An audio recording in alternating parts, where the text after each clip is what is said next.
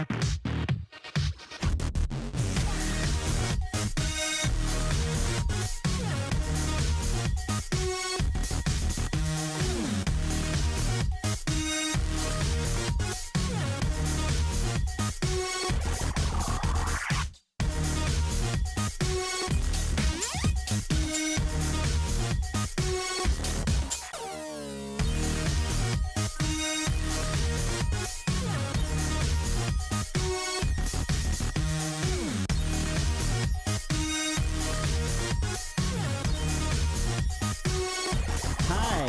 name is Avio.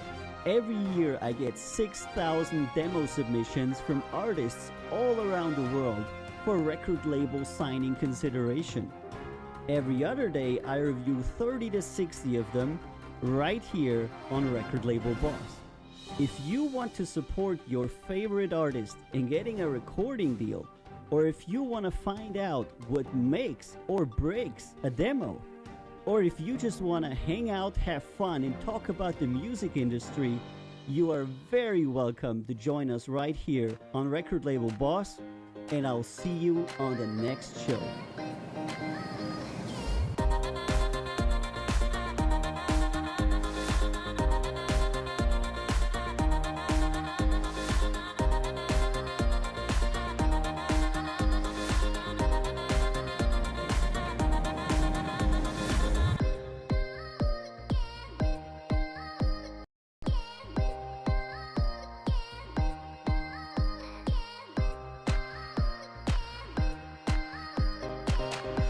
Hello and welcome everybody to Record Label Boss. How you doing, my friends? Welcome to RLB on Friday. Hello and welcome to Record Label Boss. This is your boy Avio on the microphone, and it's Record Label Boss on the 12th of February. Welcome to the show. And today we have 30 submissions from artists all around the world. Thank you so much for being on the show. And this is the show where we get 6,000 demo submissions every year, and we review them for record label signing consideration right here on Record Label Boss. My name is Avio. If you couldn't read, welcome to the show. How you doing today? I want to welcome everybody that is watching us on Reddit, everybody that's watching us on Twitch, on Facebook, on YouTube, on DLive, on Trovo, on Africa, and on Instagram and TikTok if it works. Probably doesn't, because it kind of like never does. Welcome to the show. If you want to join me and chat, go to twitch.tv/Record Label Boss.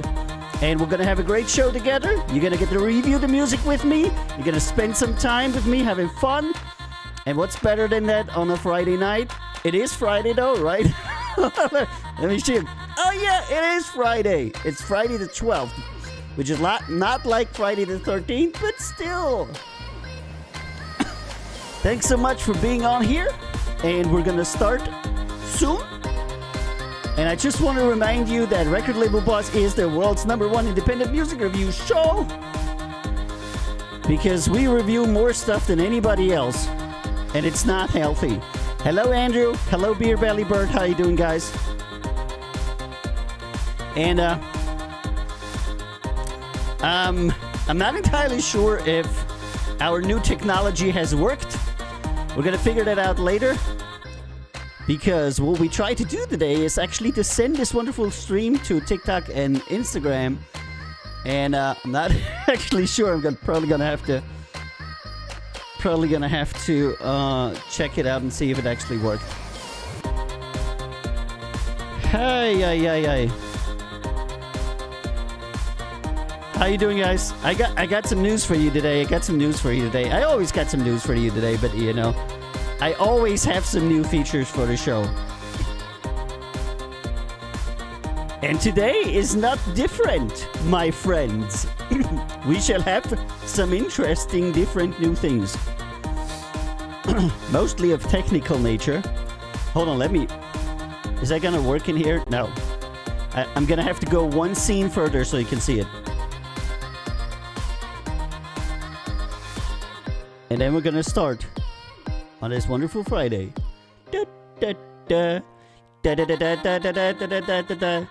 All right, let's go. Woo! That was good. Okay, what's new? What's new? What's new? Number one, what's new is it should be going to Instagram and TikTok. But I don't know if it works because it's a piece of shit. So, what actually does work is this. Isn't that nice? It's like a little graphic and it comes in and has RLB on it, record label boss, you know, and then I turn it off and it kind of like shwoop goes out. Isn't that cool? Try fail repeat says sorry for missing Monday to Wednesday. You're fine, Try. We missed you, but you know, real life always comes first. And I again forgot my water bottle. Wow, I'm getting old. I'm really getting old. That is crazy. I just forgot my water bottle again. So somebody's going to have to bring it to me. It's going to be a recurring thing. All right, first song. The Artists, USA, Different. And Amazon wants to give me a meatball sub. Yes, please. I like meatball subs.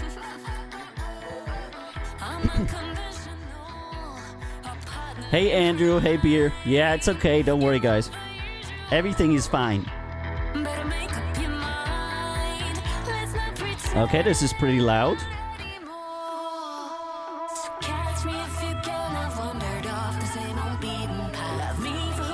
Look who's there, look who's there.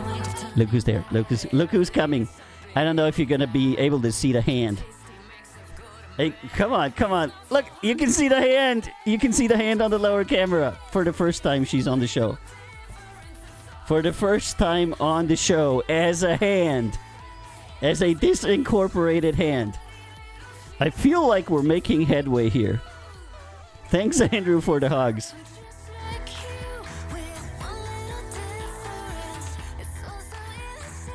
Oh, we got some people coming in on Instagram. Have I apologized yet for what? What did I do again? What was I bad? Oh my God, I was bad again. I didn't apologize yet. Nope. Nope, I didn't. But she loves me anyway, you know. Okay, we're listening to The Artists, Different. I think it's okay. We're going to put it in the second round and see how it's going to fare. Next song, Josh Huey, USA, Like the Seasons. Not you, Belly and Andrew, for missing the streams last week. They get spanked. When you miss streams, you get spanked.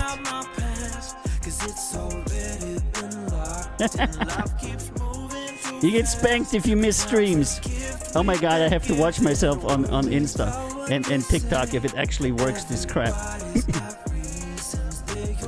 This is not a bad song, actually. Also, let me just, as you can see, life is feeling strange, bracing for the change, never sitting still. Back to the ground, oh, it does work.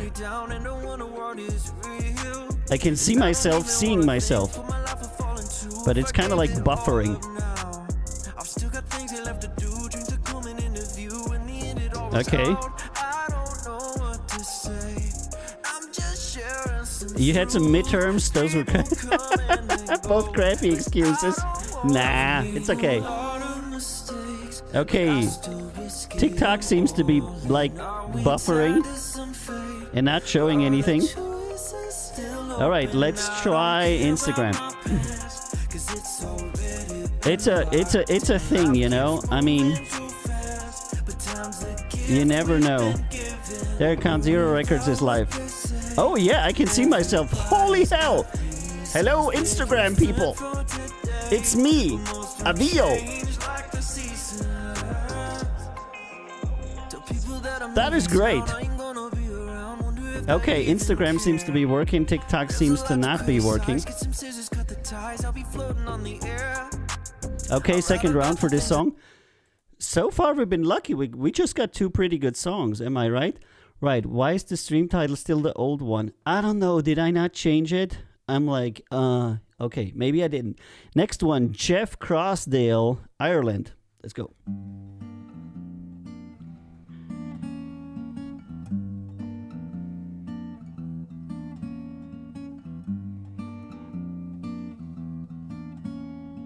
Okay. Some things work, some things don't. I think I'm gonna have to test that more.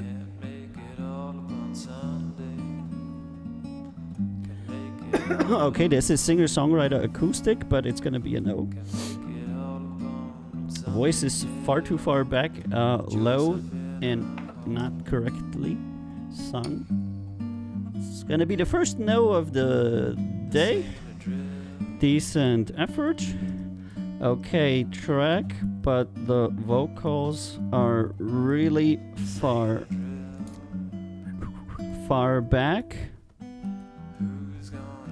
and barely audible. Would need a re-engineer. All the best and cheers. I'm feeling like a secretary. Typing. Okay, next song, K.I. Miller. Ah! Whoops. From Denmark. You've never been wrong. Okay. The only person from Ireland you like is Matt. Yeah, that's because Matt is awesome.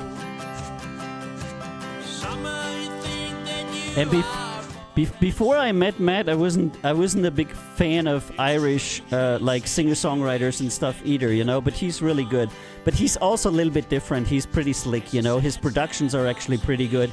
They're not these bare bones singer-songwriters that will just literally come with an acoustic guitar and an average voice. If you listen to his songs, they're actually really well written and really well engineered.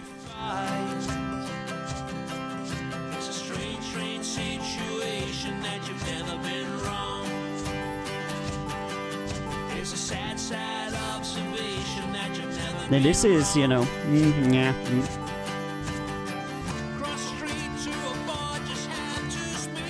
yeah.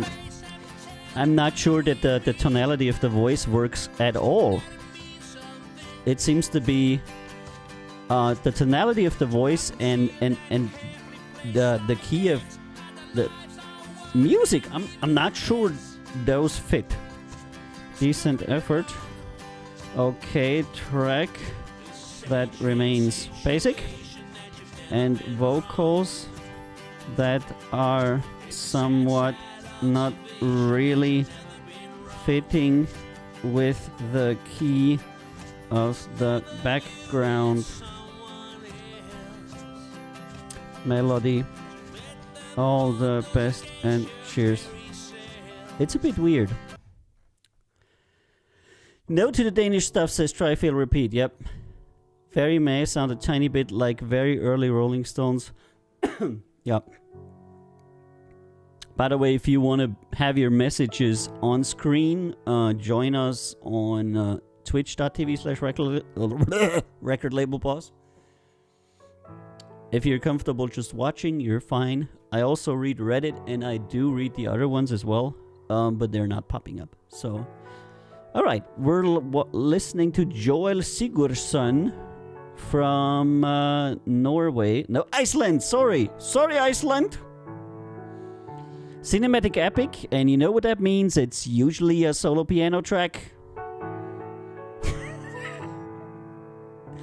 I am telling you, every single cinematic epic I get is a solo piano track.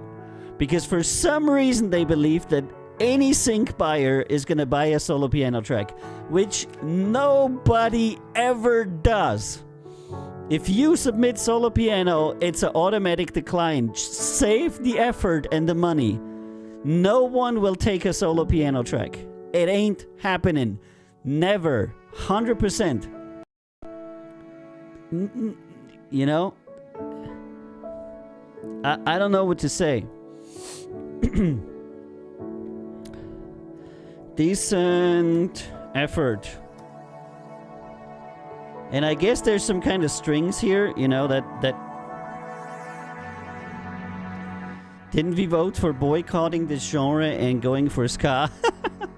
Oh my god, what happened here? Broadcast summary. Close. Ah, man. Getting ready. Alright, I didn't have no time for this crap. Decent effort. Solo piano tracks are really difficult to place, even if they have some minor secondary instruments. All the best and cheers. Yep, it's not much to do. I'm not a child anymore.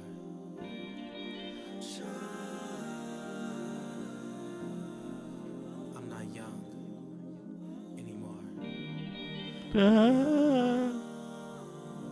Red pill, blue pill, I don't wanna swallow it. Feels like a hollow tip. Truth hurts like work. Okay. You know I lack confidence. You mind? And this is B Harms USA Tug of War submitted on the commercial. To give you what you like. A toast to the cake that I ate every time you came over. Put yourself on the plate. All right. Our technical effort to go to Instagram and TikTok has so far failed.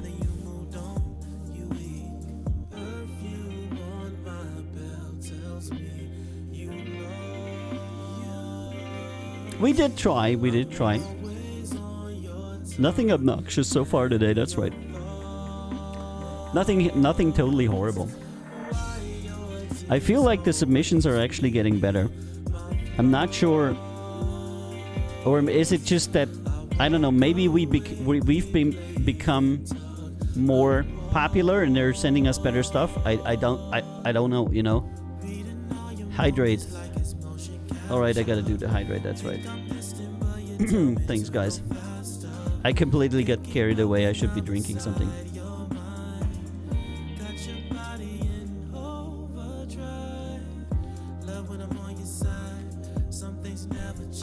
You're going to die.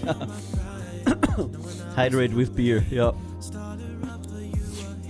Yeah, it's a no for this one. The voice is extremely thin. Decent effort. Okay, track.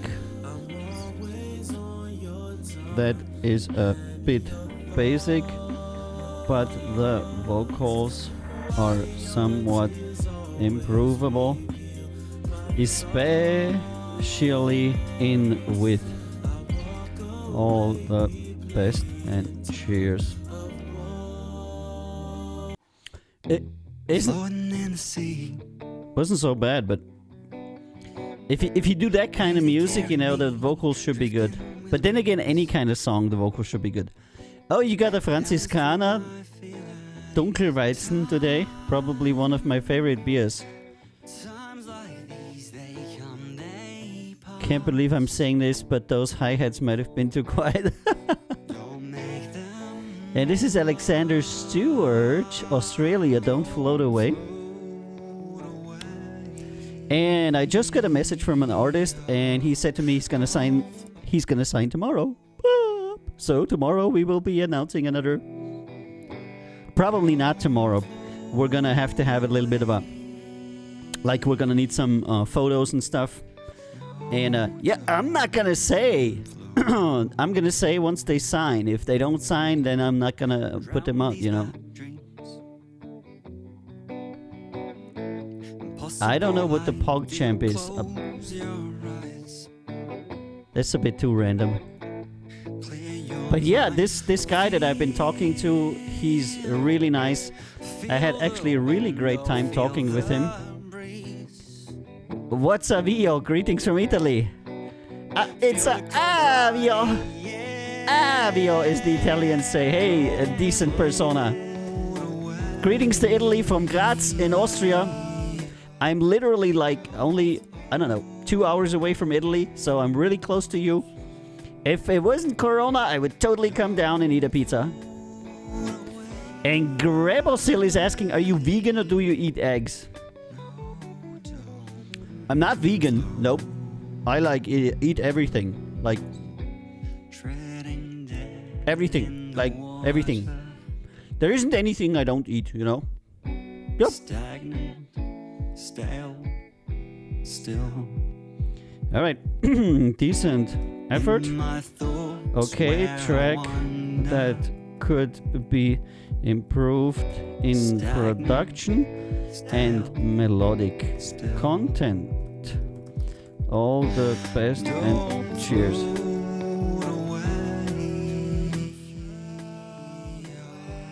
Okay, track. That is a bit random. And okay. Let me just quickly catch up on the chat right here, guys. The PogChamp guys said some stuff about the riot in the capital that was very cool, so they took the emote out. Oh, really? Avio likes to eat duck, but he never does. Yeah, I do.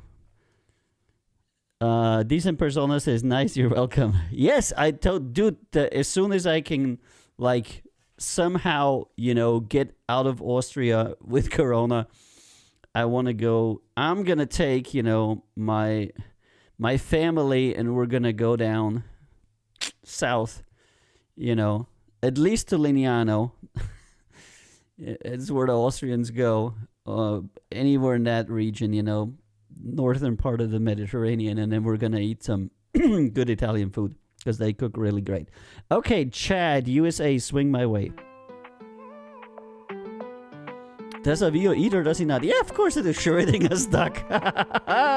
It's a box, you know, it's a delivery box that has duck in it. But when you open it, it's gone. It's Schrödinger's delivery duck. Never really knew that I'd be falling. That's before I heard your body calling. I won't lie, girl, I swear this is rare, this is something. Ooh, baby, and I know. Ooh, baby, and I know. Wind it up and move it slow. You know you got me in a trance, so yeah, babe. And I know, you know I love the way you got me, girl. Wind it up and move it slow. And if it's only for the night, give it all to me, cause we ain't gotta talk, there ain't much to say. It exists both crispy and soggy until you open it. That's right. When you're about to open it, you don't know if it's still crispy or if it's already soggy. So it exists as a crispy and in the soggy state, and then when you open it... but then I guess it's not a paradoxon because then you see it, you know. We have to contemplate that. Okay, this is musically too simple.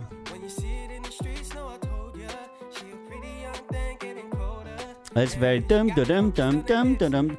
Sounds like a Casio organ. That is too simple, my friend. And the question in our family is always pizza or pasta. You know? I actually enjoy the other Italian food as well because they have more than just pizza and pasta, you know? But my better half is like huge on pasta and the kids are big on pizza. So, there's that. Oh, and here's an Italian! It's Italian Day today on Record Label Boss. Ciao a tutti!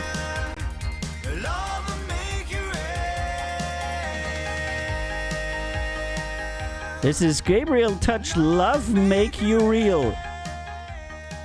Yeah, that's typical Italian. Love Make You Real. It's like almost correct English, you know. Additional. Additional.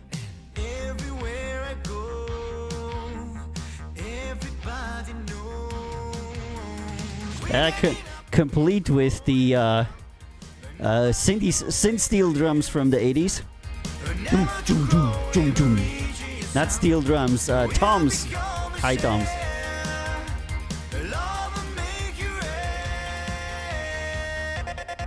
Oh, stutter effect. Yeah, it's Italo disco mixed with pop rock. 30 years ago, it would have been really great. Mickey Nafolo. Decenti e forti. Decenti e forti. E forti. Cosa che bella.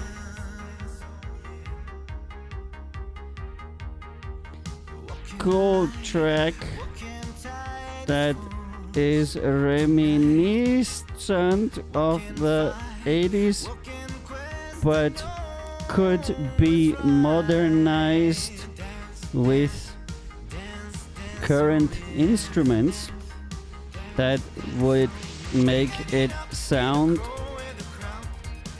less plasticky.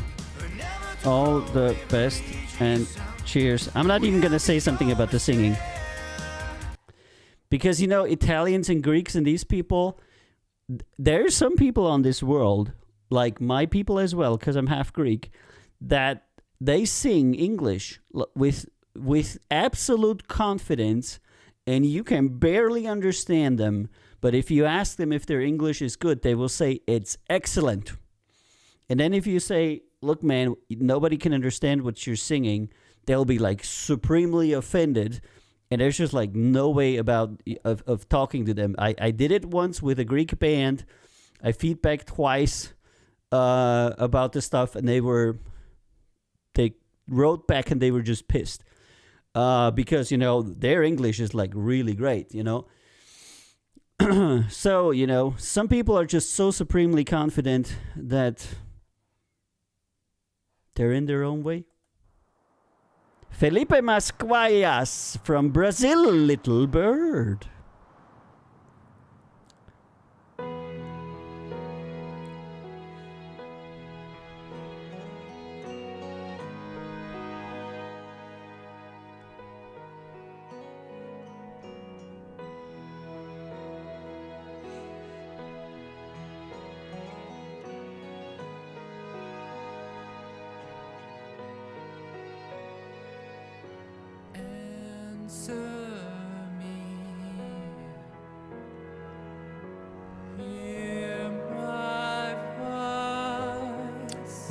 Nope, I don't think that's gonna happen for you, boy.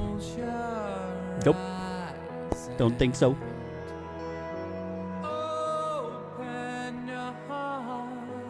Okay, it's submitted on the Cinematic Epic. Okay. I don't like the vocals.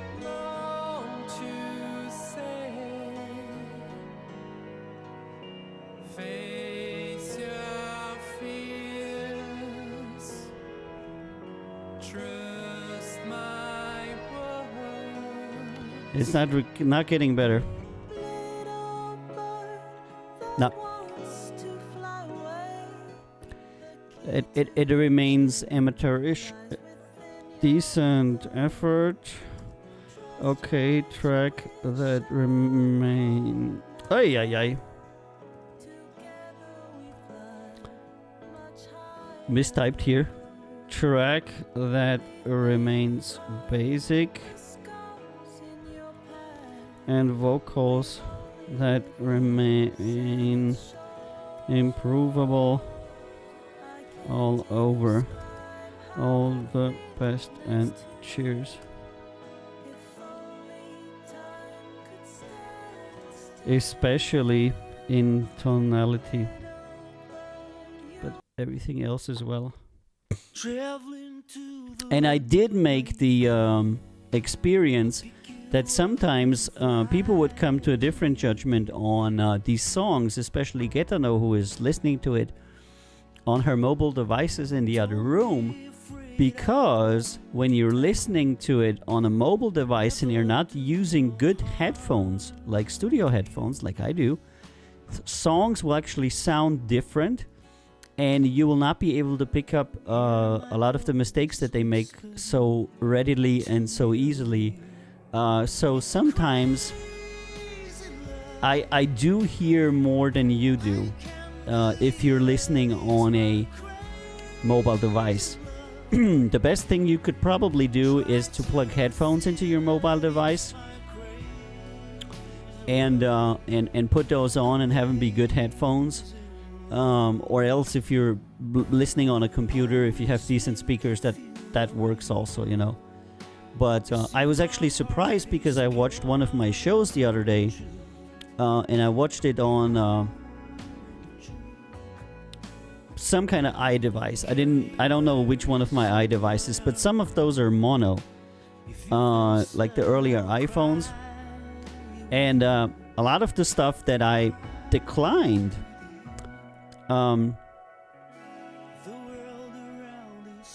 All the text is gone? I don't know. Yeah, I updated it. I put some other thingies on there.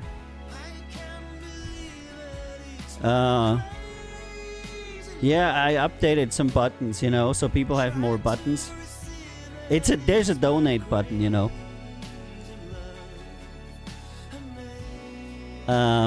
What was I talking? Yeah. So I listened to my show, and from listening on that device, I would have passed that song, but I could remember listening to that song on headphones. It was a clear no. So that's what I'm trying to get at with my rather long point here.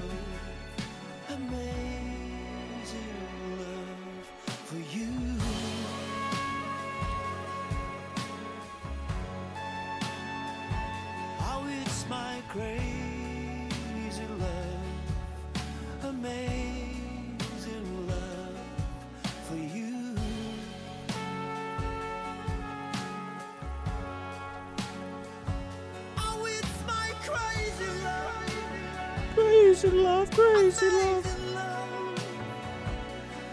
And this is Isaac Nightingale from Russia with Crazy Love.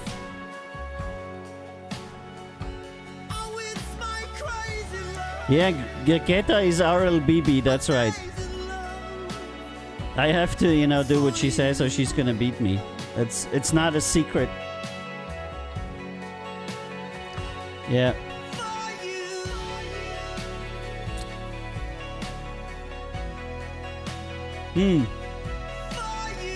Nah, I'm gonna go with no. Decent effort. Okay, track musically,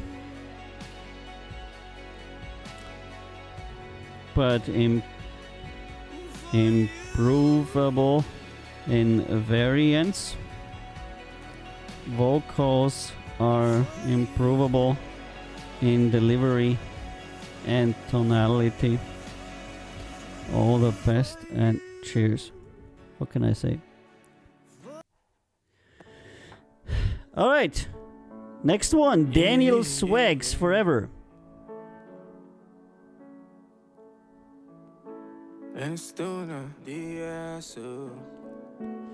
Because I always have to keep reminding myself we're looking for things that are ready to be put on a record, you know. So I get a lot of stuff now that's better. So like we've gotten a lot of pretty decent material. It's not ready for a record, but it's not bad, you know. And Mark says maybe for bottom window have EQ or something. Yeah, I don't know. I kind of like need to have the bottom window on Reddit be the entire window, because otherwise you don't know what I'm talking about and you don't see the two cameras and stuff. But if anybody has any input on how to make the stream better, I'm always happy to hear that. And how do you like the buttons, by the way? I put so many buttons because there's so many links to my stuff and it wasn't on there, you know. But I do agree I have to put the duck dinner button back.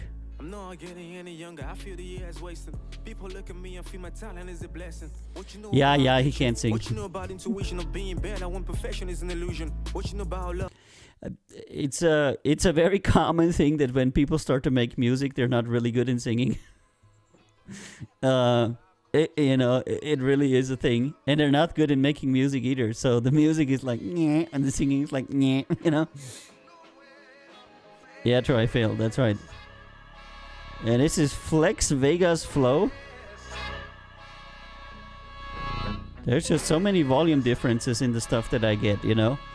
And I didn't put a compressor or a normalizer on it because I want to hear how they submit it, you know? I know and just watch what you say when you walk through the door. If you a real ass nigga, then that bitch better blow. Cause I'm known to pad niggas and smoking like a bowl. I don't see no competition, I'm just being me. I don't need friendship, but I enjoy company. Trying to chase blue cheese, nigga, you ain't seen me. I was stuck riding waves, couldn't find my own lane. Now I'm drifting with the pen, trying to flow up in the wind. Nigga, usually I spin, but I want me a Benz. I ain't got many friends, so my Okay. heart real thin. Nigga, fuck is Flow is maybe okay, but the music in the background was like, hey, it's damn it, Matt. Oh my god, how long have I not seen you, Matt?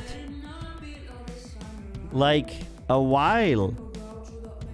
How you doing, my man? And Trifailer says, how to make the stream better? Well, I think the intro video needs to come back and it needs a background dancer. I hear there's one in your other room. I always have an intro video. Oh, you mean the 5-minute? Oh yeah, hold on, let me talk about that. So, I found out that when I do the 5-minute intro video, I lose a lot of viewers because nobody wants to watch a countdown, 5 minutes countdown, you know? Ding, ding, ding, ding, ding. And what I found is by the time that this freaking 5-minute countdown video is over, most people have already left the channel because they've lost the interest. So now I have 2 minutes intro, which is Count Zero Records logo for a minute with a countdown. And then like this 1 minute introduction. And that's it. And that's 2 minutes and that's worked better. Because people don't have the patience to wait for a 5-minute timer. And we're listening to Tefiti from Guatemala. Yeah, this vocals are completely out of place. And damn it, Matt says, yes, I've been super busy with work during this particular part of my day, so I've been missing your streams, but I'm stoked to see it today. Well, thanks, Matt. That is really nice. Hey, Matt, I have a new domain. Hold on, I can turn it on. Where's that stupid button? Hold on, this song is horrible. Look there, recordlabelboss.com. There's a lot of links, and you can like subscribe to the email list in case we get banned from Twitch or something, and we have to move channels, and it connects you with the socials and everything. So if you want to connect with me, and if you're looking for the resources from RLB, go to recordlabelboss.com and achieve supreme happiness. Thanks, man. Because, you know, I'm always a bit afraid that one day I'll get banned from Twitch. Because Twitch is a bit like, you know, you never know. I mean, they've been, you know, known to ban people for this or this. And so I figure, what am I going to do if I get kicked off Twitch, you know? And then I said to myself, wow, you have to build a website and give them a place where they can follow you on socials or subscribe to an email list, because my horror is that one day I'll wake up and Twitch will be like, yeah, we banned your account because blah, you know? And everything in and around copyright. And I'm not even going to go into the topic that we are a record label and everything we do is legal, because that doesn't matter. They don't really talk to you. It's like an automated process, and when you're a small channel, there's no natural person that will ever look at your stuff. So you might be banned at any time, and they just don't care because you're not big enough. So if that happens, what am I gonna do, you know? Where am I gonna go? We have a Count Zero Records Twitch and some other stuff, but I figured... Yeah, Tri-Fail Repeat, you missed the intro, yeah. I can play it for you, you know, it's not that great. Okay, this is gonna be a no. But yeah, so I wanted to keep my community together, that's why I made recordlabelboss.com, and there you can follow me and you can subscribe to some kind of newsletter that I never send out, but then I have a list of people who are interested. Okay. 11, Escape Room. Melodic metal, okay.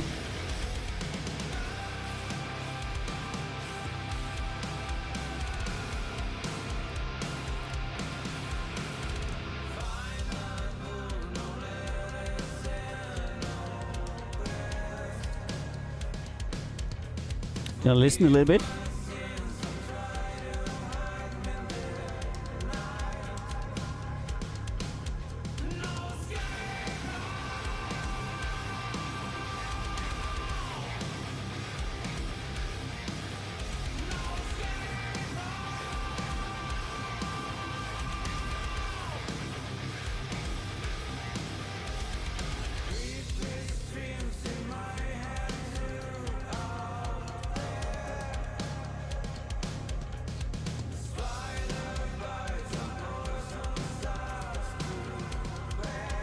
Losing me a little, yeah.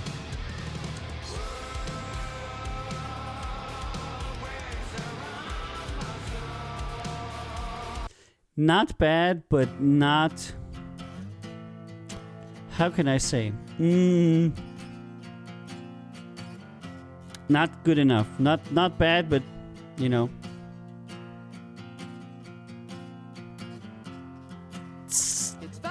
A lot of this stuff is like that, you know. 7 out of 10. Just not good enough. Yeah, good. Crash Bandit, that's right.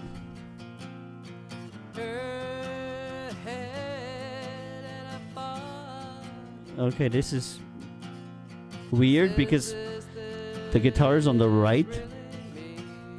The singing is off. The panning is bad.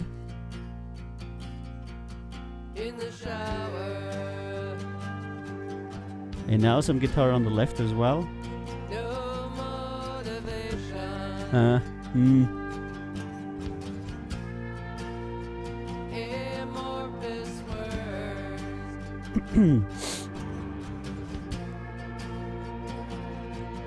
It's a coffee situation.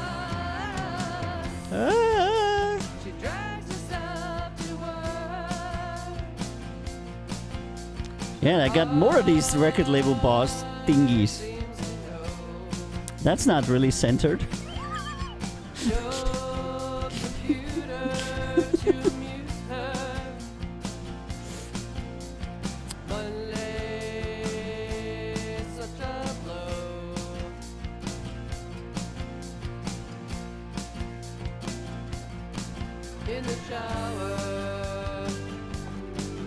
Yep.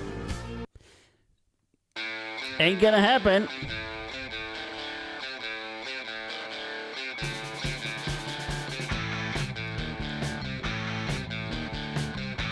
I'm probably gonna have to move these inserts a little bit more to the left.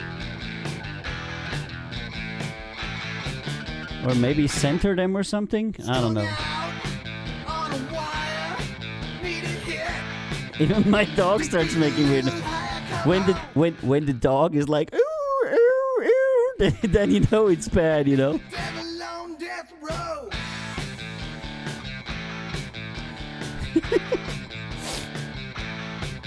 No laws to abide my rage. A kamikaze suicide, it's a crime with no guilt.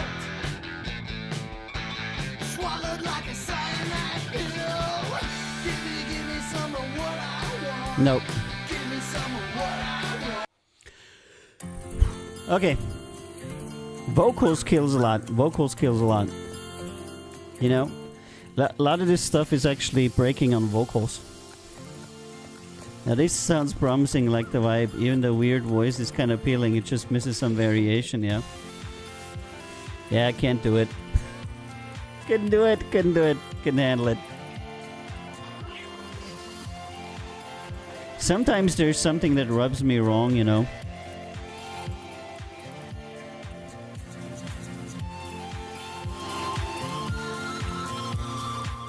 Nah, there's something wrong with this song. When I turn it up, it starts crackling and popping and overdriving and clipping and Okay, next one is from Greece, Reptian. That is the fourth submission of Reptian with Mutant EDM. Okay, I think I can remember this guy. Alright, let's hear the drop. Who wants to hear the drop with me?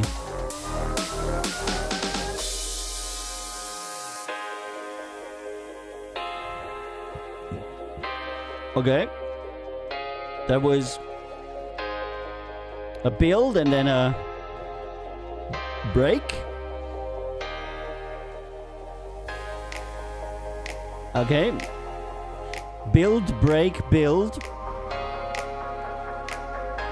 At this point, you're doodling around for a minute already. Fake out, no drop. Yeah, that's right. And now? Is it gonna come? Come on!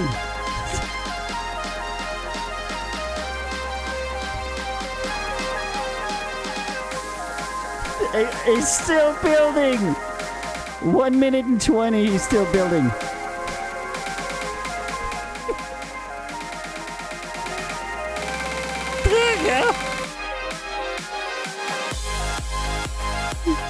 Okay.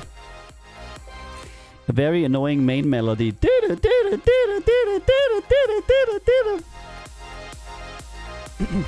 So it's gonna be a no because the main melody was bad. And he was like this extreme overbuilding, like going 140, you know, and they're like, no. Avio always tells me not to rush it. Disappointing. No, I mean the drop in the end was actually kind of okay, but once you've been listening to this song for 140, you know, you're like, what are you doing? And here's Young Booma. Young Boom? Booma. Boma? Young Booma, Young Boma, Young Batunga. Yeah, I can't even hear the voice. What is he doing? Is there gonna be a voice? Eh?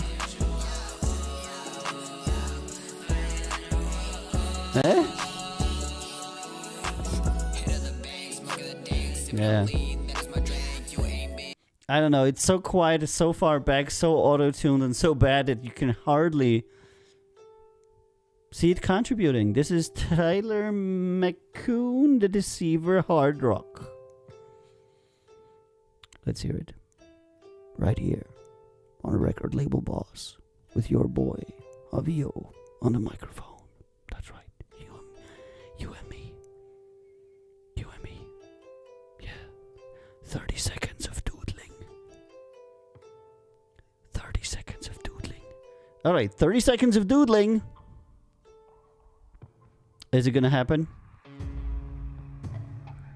It's very slowly. Something's gonna happen. I feel it. I feel it. Something's gonna happen at some point. Come on. You can do it. Totally. Start the song. 57 seconds and the doodling is still strong.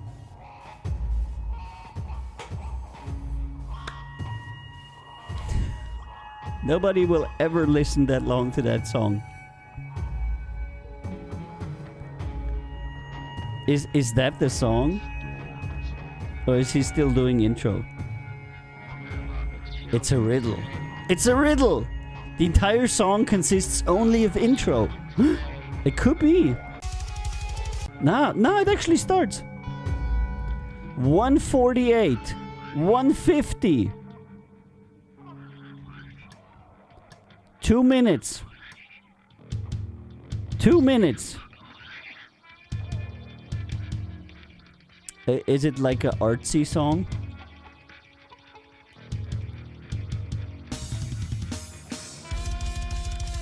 $2.10. Okay. I don't get it, you know. He's entertaining us with various random noises for 2 minutes and 10. And then something starts that I can only describe as badly recorded. And here's John River from the US with The Few, country and pop rock.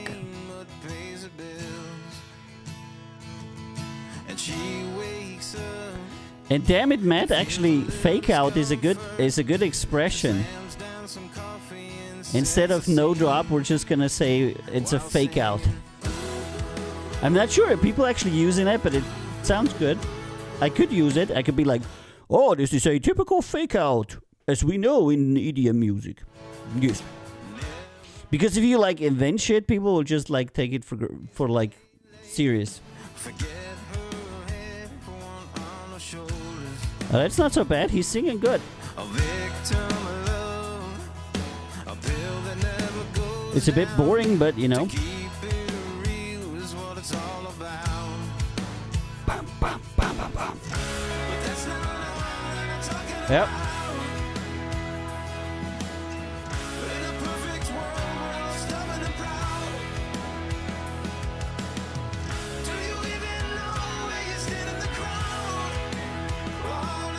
And now needs to come a variance.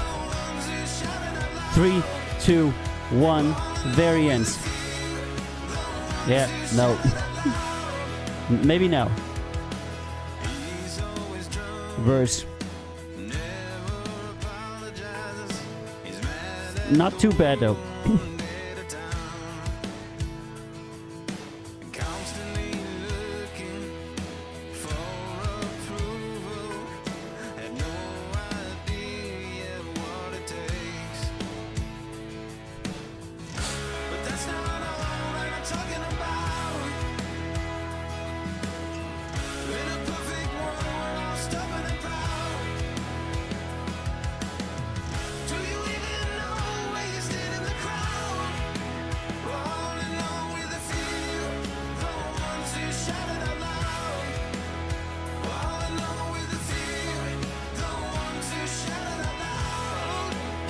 Okay, a little bit, not a lot of variance.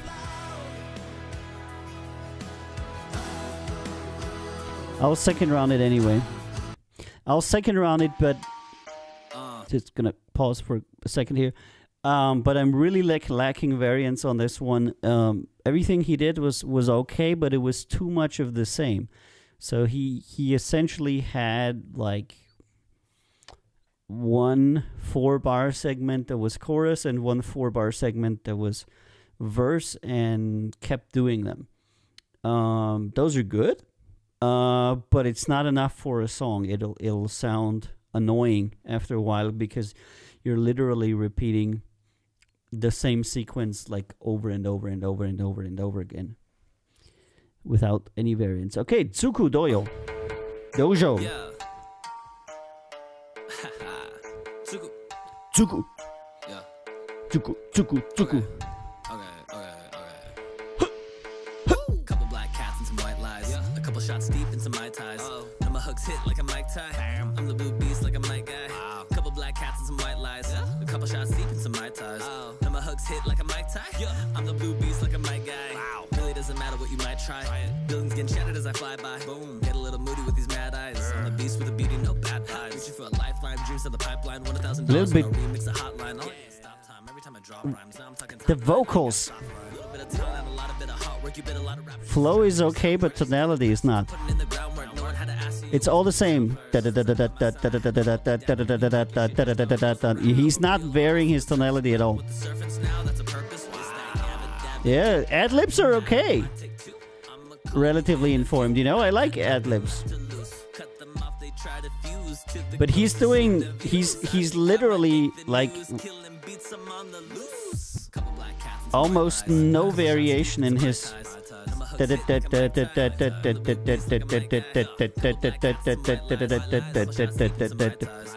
He should be going like.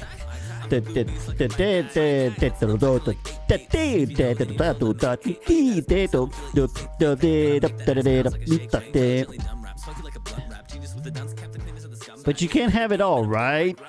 Okay, second round. Not sure what to do with this boy other than teach him rap, but...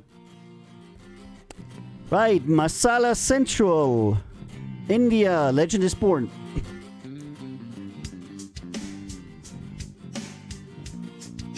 Nice remix, hey Scotty. Shut up. No, they need to vary their cadence and their tonality, and they don't. That is something that I just can't understand. If you listen to any good rapper, no matter which rapper you like, they all vary cadence and tonality. And then you have all these noobs that for years rap and they never vary cadence and tonality at all. They go like dot dot dot dot dot dot, you know, like hi, it's me, the is my house. I am me and you are good. Hello, how are you doing? You know?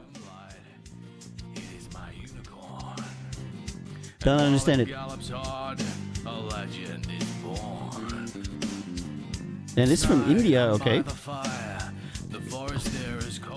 Today I had a guy that I can only identify as a scammer send me a message that they want to run advertisements on our website. And I thought to myself, wow, this guy with the Gmail address and absolutely no connection to the company that he's pretending to represent. I'm going to write him back because, you know, it's fun. And Gaetano was like, no, don't chat with this guy. I'm like, I know he's a scammer, so let's hear it, you know. He said, okay, we're going to pay you to run ads. And I was like, sure, run some ads on our sites and pay us. And so we mail back and forth, and I pretend like I don't understand he's a scammer. And then he writes me back, and he's like, yeah, we're going to send you a link, and you're going to have to click on that link and register and put in your data. So I go to a government-sanctioned ID verification site, and I prepare ID verification with video and photo ID and everything for him. And I said, yeah, and here is the link for you to verify so that we can start working. I haven't heard back from him. But that was really funny, you know? And the guy's probably like, oh, what does he want? Tokyo Twilight Cats, the blues band that I've heard before. Yeah. Sometimes I like to scam bait a little bit, you know?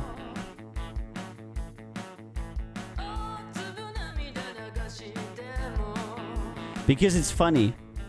Because they're always, and I was wondering to myself, what is going to be his play, you know? Is he going to try to get me to install some code? Because that's how they hack sites. They send like JavaScript codes to unsuspecting idiots, and then they like put it on their site, and then they kind of like pull in a backdoor or something. But no, he wanted just to have my data, you know? And so I said, yes, yeah, good, you sent me link so I can give my data. So I send you link so you can give your data. And it's actually a real verification site, because a lot of companies have to work with that. And we do somehow too, sometimes. A site where you can like, you know, have a video call with a customer service representative, and you show your government issued ID and they check it. And they kind of like do their best to verify your identity. It's not 100% proof, you know, but it's better than nothing, you know. And we got 100 identifications for free. So I thought, I'm going to send Indarapuri Mashtarapani some identification resources so he can properly identify to me, because he wants to go in business with us, you know. And he said he was going to pay $600 per ad. And so I was like, sure.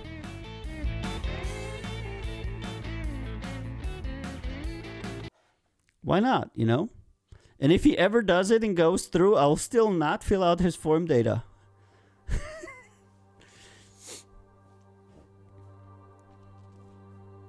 But they always pretend to be some kind of Western company. They always pretend to be like Microsoft or some kind of ad agency or something, you know. But they will not have the email address of that company, of course. They will not have a... But they... You know? And he was pretending to be a ad agency, which I'm not going to name because I don't want to drag their name in the mud. But of course he didn't have like adagency.com. He had, you know, Indarapuri Mashtaparani dot ad agency name at gmail.com, you know? I mean, I think only old people go for that. I can't understand that anybody that is like younger than 70 would fall for that kind of a con, you know. Like put in all your data at this website.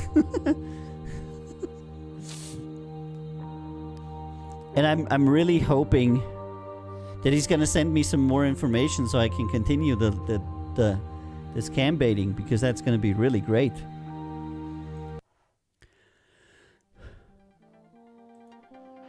That's a cover.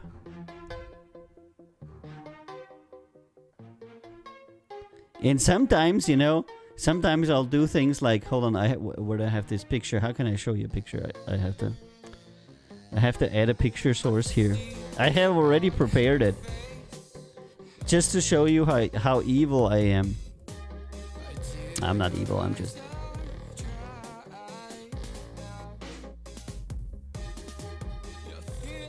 I was gonna tell him that when I wanted to go to his site, this was what came up, and I couldn't enter the data because this thing kept popping up. And what to do if I should call Microsoft?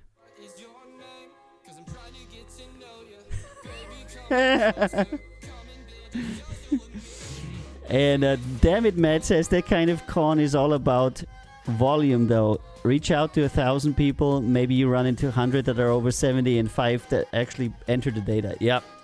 Absolutely, damn it, Matt. That's exactly what they're doing. They're just reaching out to a large amount of people and trying to get, you know, the data from just, you know, some unsuspecting fools, you know.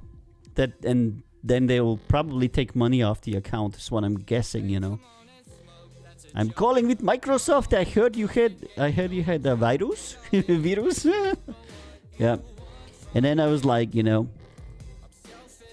And then if they would not stop, I would like give them like fake error messages like this one, which is wonderful. I would say, you know, sir, I try to enter data, but it comes now this virus alert. It said to me, when I try to enter data, warning, threat detected, malicious item has been detected, sir, what do I do? And you always have to ask the scammer what to do, you know? Because they'll like then be like trying to explain to you what you should do. You should click it away or something, you know? And you have to play stupid. If they find out that you're leading them on, they'll stop, you know? So you have to be like, pretend to be very dumb. And of course I have this one. And this is what I would usually show at the very end. I need your bank account or you are under arrest.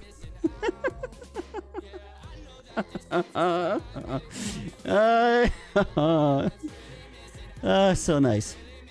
Yeah, so that's part of my entertainment during the day while I review music and do other stuff for the label.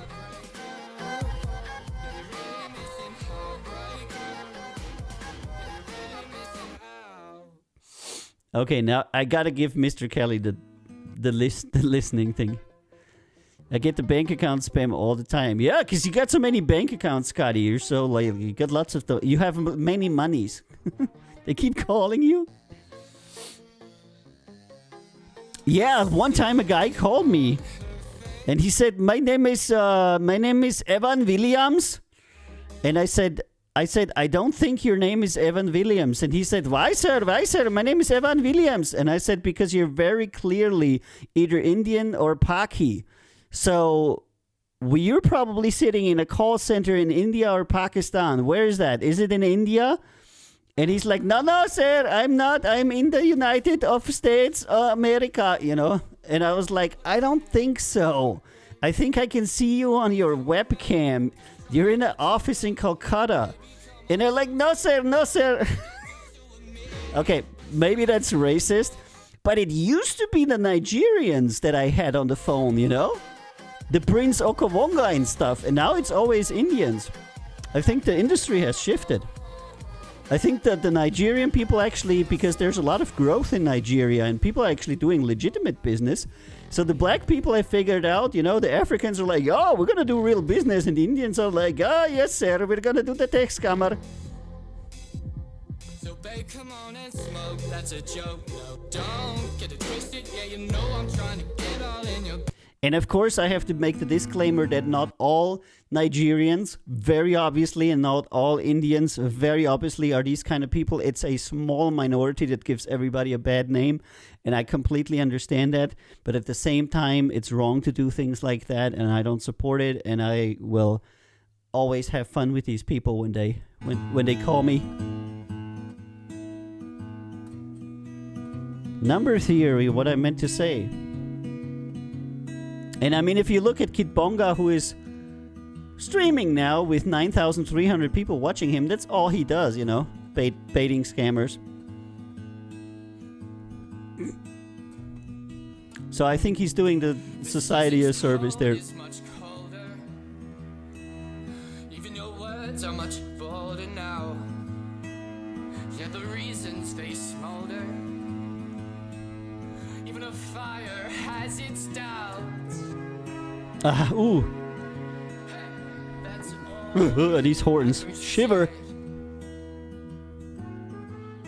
Those are some very cheap synth horns. It's 10 below. No. Misleading bet. It can be a problem for young musicians if they just don't have the right sample libraries and the right instruments, etc., because they are expensive, that their stuff just sounds really, really crappy, like a Casio organ, but there's really nothing I can do about that. At least not in the beginning. Our pen studio, no connection. How is that possible? What's going on here? Okay, reconnection. All right. That was the first round of Record Label Boss, the world's #1 independent music review show. With your boy Alvio on the microphone. Holy moly! Welcome to the Friday show. It's all I can say. Welcome to the Friday show. It was actually pretty good. We got to talk about scammers. We saw some old friends that are again on the channel, like Dammit Matt and some other dudes whose name I almost forgot because they haven't been visiting me for a very, very long time. But they did say that they were sorry, so I will forgive them for not being on the channel for quite a while. And I will love them all. Hey, Polly! Polly's here! Brandon! Or if you have stock plugins, spend some time making them your own. Yep, you can do that. Those horns could have been so much stronger and more full. Yeah, that's right. But I understand it. Not everybody has the money to get, like, great classical libraries. Which, by the way, good classical libraries are totally useful. And you can even get some for free or for very cheap, because Spitfire, I think they give away some basic libraries for free, and those are actually really good. Of course, they won't have every instrument in the book in there, but hey, you're getting like 4 or 5 classical instruments really well sampled for nothing, just for registering with Spitfire. And they have great sample libraries, so you can get together a really impressive amount of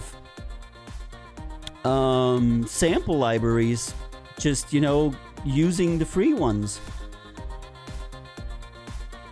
What do you think about the subscription libraries like Roland? I'm a huge fan of Roland, but I did have a trial subscription to their synth stuff, but a lot of stuff that's on the current synth library of Roland is actually kind of like their vintage gear.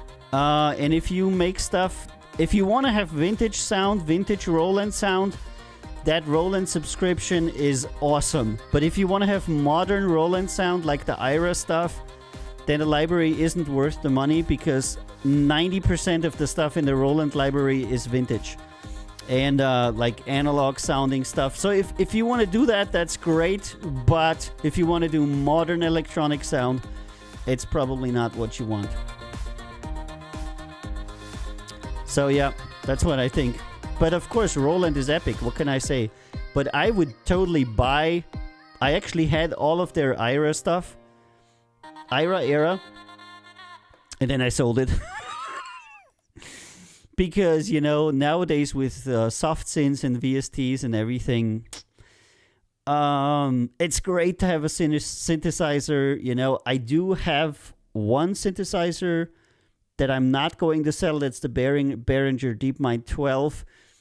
That's over there in the outboard rack, because it is so price effective. It's really cheap for what it does. It can do so many things. It's a great piece of equipment. If I ever sell it, I'm gonna sell it for like $100 less than what I bought it for. But generally, I had some really expensive synths, and they don't really contribute that much to your production. I'm a little bit torn, because I started using only virtual synths. Then I actually switched and did only analog synths, like hardware analog synths, and then I kind of like went back to software synths again, because the analog sound that most synths offer isn't monetarily and space-wise justifiable. Most people will actually not notice any kind of difference from a Moog synthesizer to a Moog emulator. And that's $10,000 in difference, you know, that people can't tell. All right, second round on Record Label Boss with the artists different.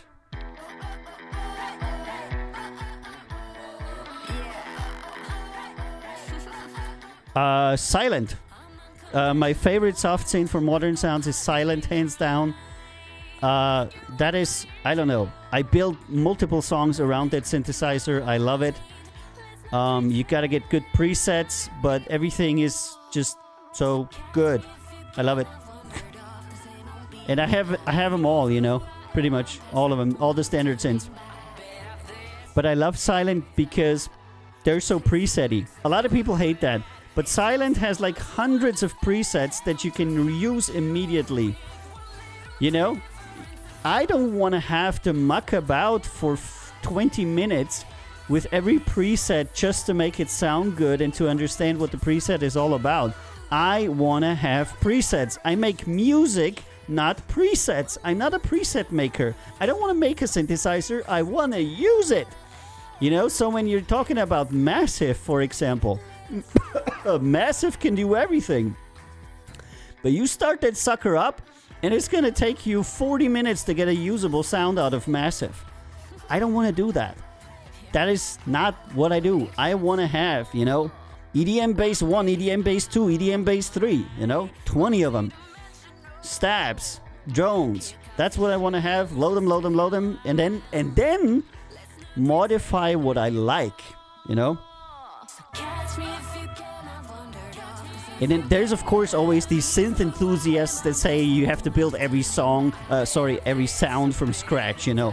Here, you need at least 4 oscillators, 17 filters, and then you need to and they're sitting in the studio for 10 hours for one instrument. And I'm like, dude, I need 10 instruments and a whole song, and you're still twisting the knob on the third parameter from the left. I don't know. If I wanted to be a synth builder, I would have been a synth builder. Yeah. They make them, you know, completely unique sounds in music, really. I don't know when the last time was that somebody made completely unique sounds. And you know what? A lot of people think that what Daft Punk does is completely unique, and almost all of that is lifted or loaned from the 70s. If the stuff that you do is sufficiently old, people will have forgotten about it. So what's new to people isn't necessarily actually new, you know? So, I don't know. It's been a very long time since I heard something new.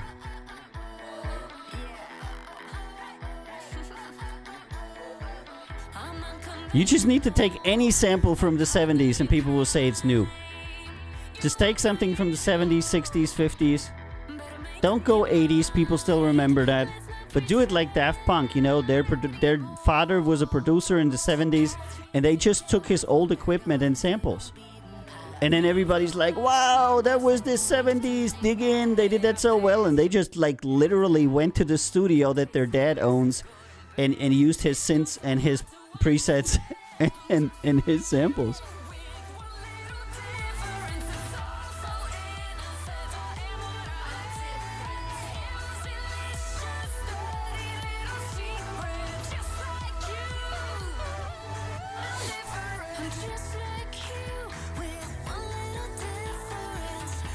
Oh, this thing came by itself. This record label boss thing came by itself. Okay, we're still judging this song. Sorry guys, I went on a tangent here about electronic music. But it was Mike's fault, Mike D's fault actually, because he asked me. deadmau5 has a wall of analog synths to make sure his sounds are unique. Yeah, but he didn't have that before he was famous, you know? He had some of it, but the reason why deadmau5 has all these things is because he bought them once he had millions. And yeah, if you have money out the wazoo, okay, then you can buy some extra synths. Why not? If you have the money to buy an entire house to fill it up with synths, sure.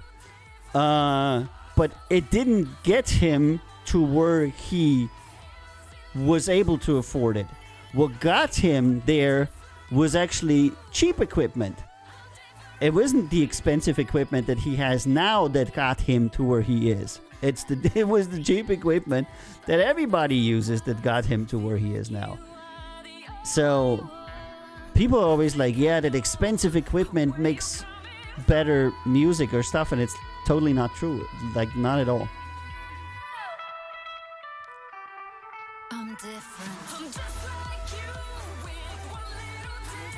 I think I like this song.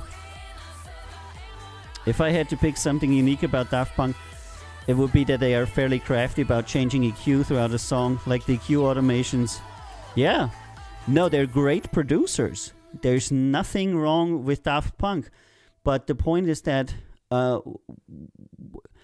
it's extreme. Everything they do is extremely well produced. They obsess over it for a very long time. If you look at their automation lanes and stuff, there's a lot going on. They're very good producers. But that song that people always said, you know, that unique song, that is the connection with their father's material. It is not something that they invented. So the song of the Daft Punk typical sound is from the 70s. And it's some of it is actually 100% lifted. They're literally samples of songs that are like 6, 7, 8 second samples. And the only reason why people think it's cool is because they don't know the originals. So the question is always, what's original, you know? I argue always there isn't much original. All right, I think I'm going to say this is cool because I think the song was pretty good. A cool song we liked. Send us an email to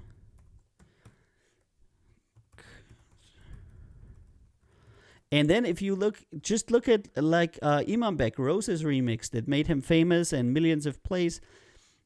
He was literally using the crappiest EDM sample pack possible. And we can have a chat. All the best and cheers. And I saw that Armin van Buuren is now on Clubhouse. Almost joined the room with him today, but then I didn't because there's like hundreds of people in there. And Don Diablo is now there too. Maybe I'll get to chat with him. But then again, what am I going to chat about? Not sure. All right, Josh Hui.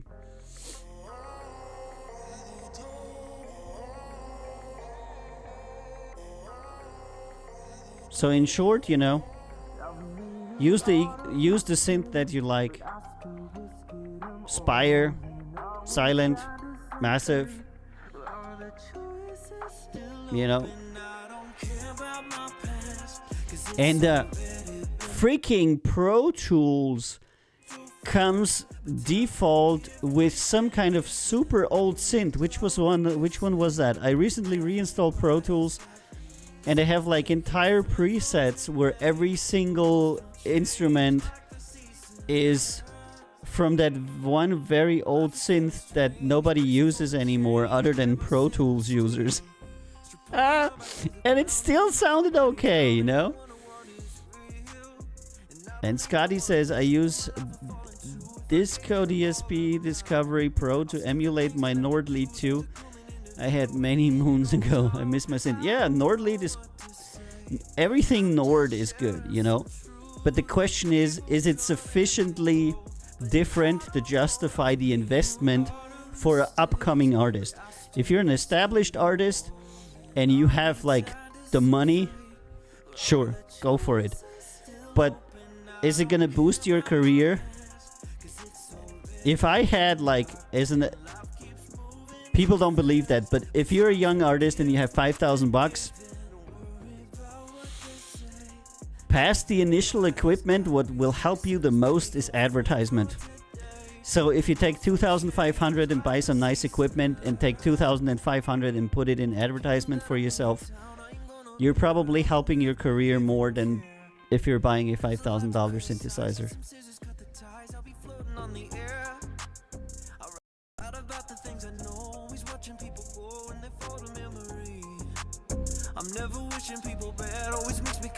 Advertisement is so important. The whole industry is about ads. Ads. And every day I have to read about these freaking ads. How to do Facebook ads. Why the Facebook ads are changing. What are the most important Facebook ads? Which Facebook ads work?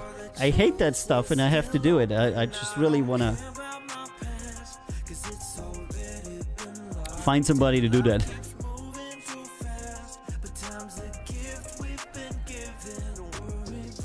These hats are a little bit aggressive.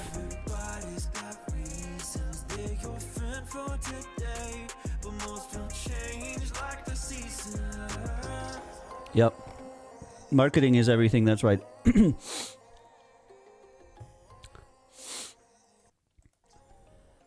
It is everything. And today I watched a tutorial from a very nice YouTuber. Good man, not saying the name. And he explained everything, how he markets his music, how he does his Facebook ads. And I learned a lot watching the guy. He was very good and very efficient. And at the end of the day, he spent $500 and he got 20,000 streams on Spotify. And I was thinking to myself, oh my God, this poor man, you know. Because 20,000 streams on Spotify, that is like 80 cents? No, it's $8. You know? So you spent $500 and you got 8 back? And then people are like, yeah, I'm so happy I got 20,000 plays now. And then I said to myself, thank you for your advice on Facebook, and I will like rewatch this video, and it was totally valid what he said. But if you're converting all of your money into Spotify streams, that is a very, very bad deal. And essentially, you're just making free advertisement for Spotify. Instead, you should drive them to your own webpage and make people buy the song directly from you there, you know? But, you know, that's what's wrong with the independent music industry. People measure their worth and their self-perception by the amount of streams they have on Spotify. And they're so into that, in that vanity contest with others. How many streams do you have on Spotify? How many streams do you have in Spotify? That they're suckered into buying items that they don't need. It's the same exact thing like all the poor people buying super expensive tennis shoes. That is exactly the same thing that's going on now with Spotify. They're suckering independent musicians that don't really have any means into spending their last penny into promoting their stuff for numbers that don't mean anything at all. Because the only number that means something is the number of real fans that you have and the amount of money you have in your bank account. And those are closely connected because your fans are very closely connected to your bank account. And a play on Spotify is like nothing because you can't connect with these people. You don't know who they are. You cannot connect with them. You cannot reach out to them. You cannot invite them to do anything. Spotify has made very sure that they're useless to you. There's nothing you can do with these people. They're not fans. Okay, that was some more knowledge for me. Random knowledge from VO today. Thank you. Okay, I actually need to go back to reviewing. Josh Yui, let's listen to some other stuff.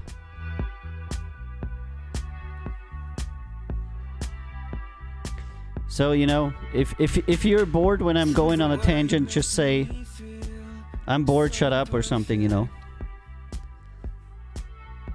Some record companies look at your Spotify, Instagram, and Facebook accounts before they will even talk to you. Absolutely. And that's why most record companies don't make it.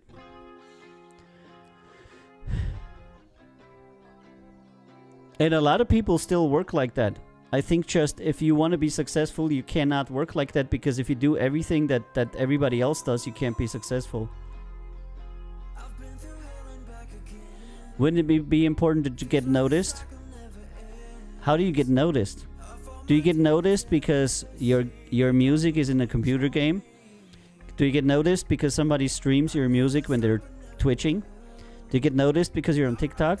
Do you get noticed because somebody plays you on the radio? How do you get noticed? Do you get noticed because you're on Facebook? The assumption that the only way to get noticed is on Spotify is actually largely wrong, and we know that from data.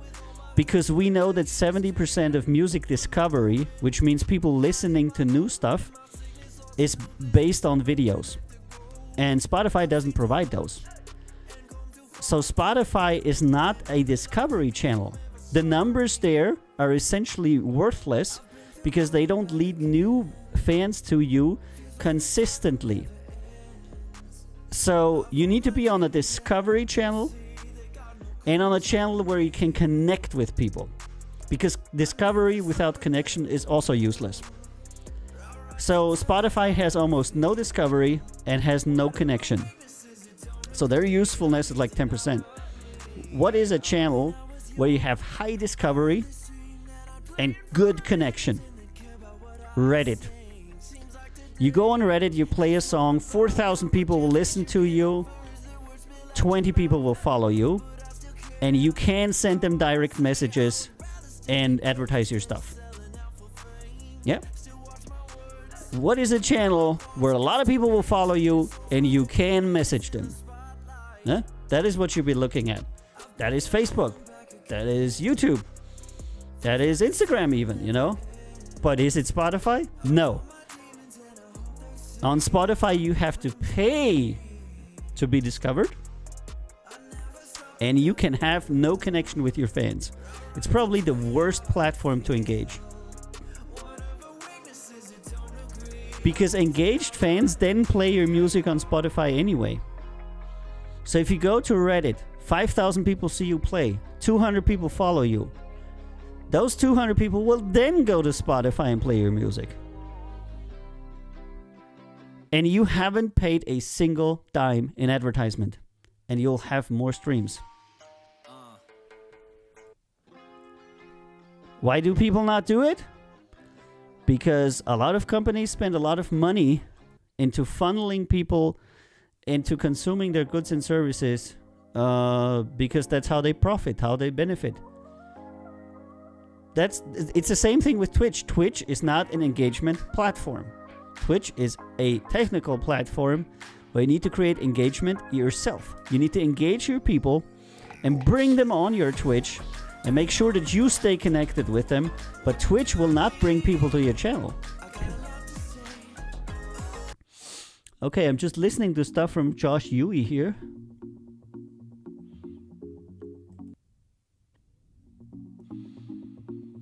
And if you look at, and I do that every day, I look at our engagement numbers. Where are new people coming into the Count Zero Records universe? You know? And it isn't Spotify. It's not Apple Music. None of that.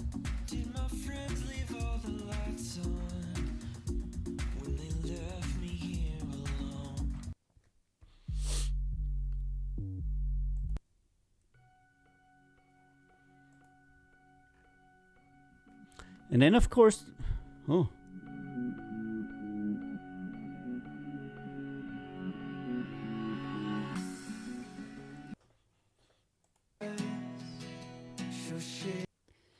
Okay, pooh. Rising multi-instruments. Okay, I'm still a bit torn about him. For today, but most will change like the seasons. My life is feeling strange, bracing for the change, never sitting still. Yeah, I think I'm gonna invite him. To the ground, even if I burn it down. This kind of like white boy sound is something that always works. Cool song.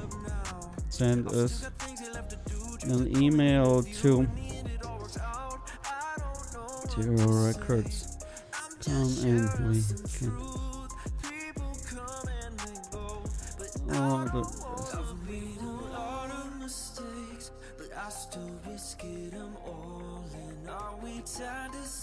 little bit Bieberish. Bieberish, feverish.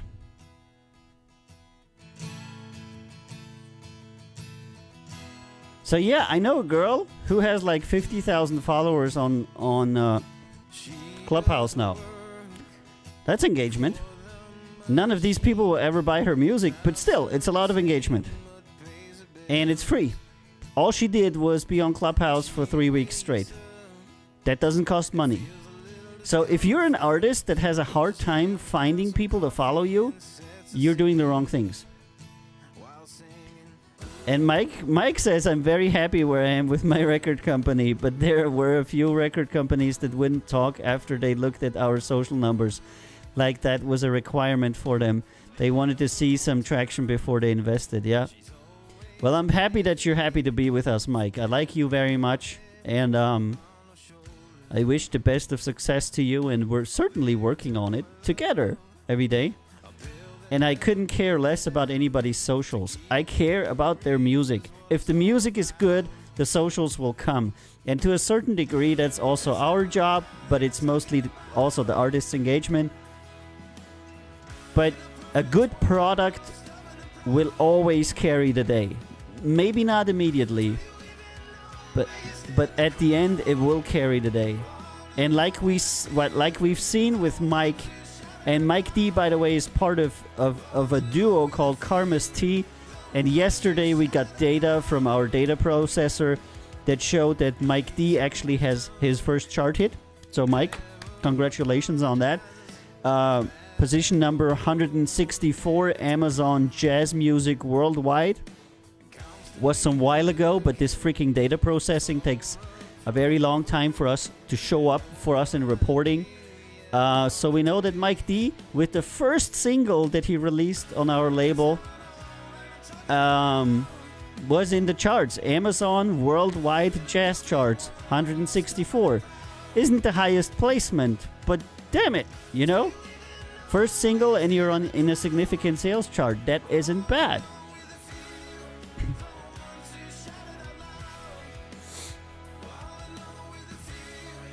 And we'll just take it from there, you know. But all the guys that invest everything they have in Spotify are usually not doing better.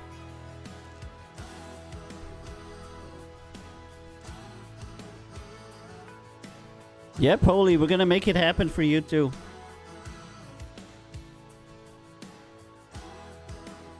Actually, Mike got in the charts before he came to us, and we just got the data later. And then Mike said to me, "Oh, is it going to be better with you now?" And I said, "Yeah, because we actually know that you're in the charts, you know? Because for a lot of artists, they don't have the reporting tools to even know when they place." Thanks, Polydus and Avio. Question mark. It's still nice to hear. Yeah, it is. Why not? It's a great achievement. What are you talking about? A lot of people never make that in their lives. And that's what I mean. That was before you came to us that you had that chart placement. And I don't know if you were running ads or anything, but I'm thinking that was pretty organic. And when I said for you to join us, I didn't even know that. And I just found out 2 days ago because that's when we had the data. So my idea that your song and your band is good was actually correct. It was vindicated in the end when we actually got the data, and it showed that this song is working well. And this is also what we're seeing currently in the campaign that we're running on the song. So I picked you up, totally ignoring everything about your socials. And I said, look, there's 2 people that really can make music. And I was right. You know?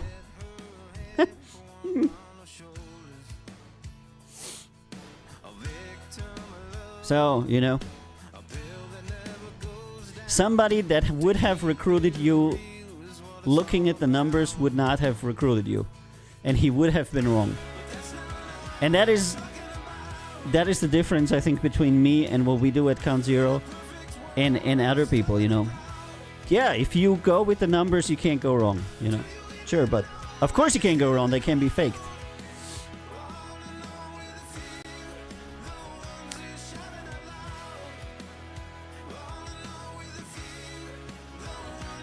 It's crazy it takes so long for the numbers to come in. Well, the numbers, in theory, are in immediately. Amazon reports them, and then the data gatherers are collecting them. But until, you know, how can I say that there's a lot of data that has a huge amounts of delay to go from the providers to us. Because I've never seen it. I'm always scanning, looking, where's this, where's that, you know? And of course, you know, sales are 6 months behind. Sales charts are 6 to 8 months behind. And so it's actually pretty fast that we're seeing that. And this placement was in June. Yeah, 6 plus 6 is 12, and now it's February. It's 8 months. We don't even get sales data until like 6 months after the fact.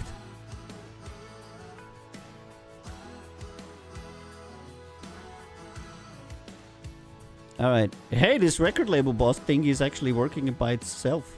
That is very interesting. Cool song we liked. Send us an email to. Got a lot of singers today, you know.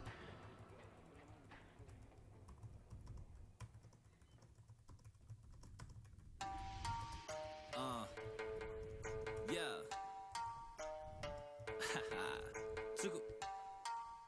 Yeah. Okay. Woo! Couple black cats and some white lies. Yeah. A couple shots deep into my ties. Ah, that was the guy. I'm the blue beast like a Mike guy. Couple black cats and some white lies. Yeah, I'm gonna say no.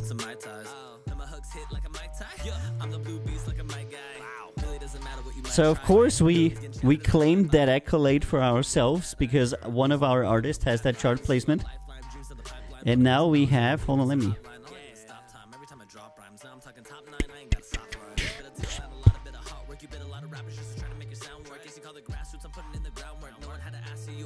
Just gonna check the quick. We got Matt, we got Christian, we got me. No, it's Ken, Matt, Christian, me. That's 4. Yeah, and then the 2 of you. So we got 6. We now have 6 charting artists on our label. How about that? 2.5 years into it, and we got 6 charting artists. That is what gives me hope for myself and my ability to find talent.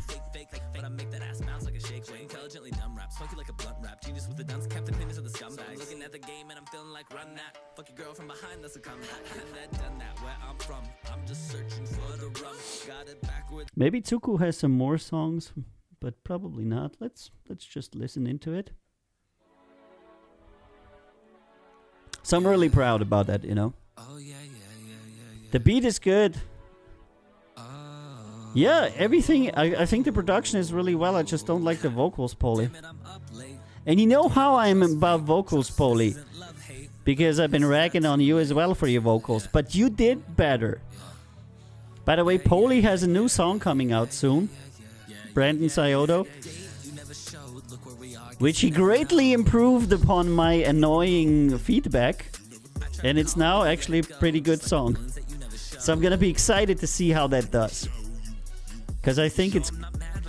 I'm kind of like hoping it's gonna find its fans and niche. So it's gonna be super interesting.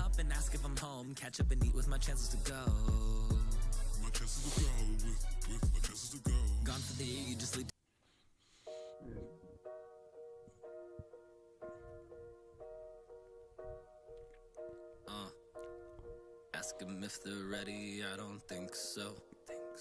Tucks in your arms. No. Yeah. I mean, you don't have to worry. I had to release many songs before I got into the charts. Trust me. Don't worry about it. You don't have to chart on your first song.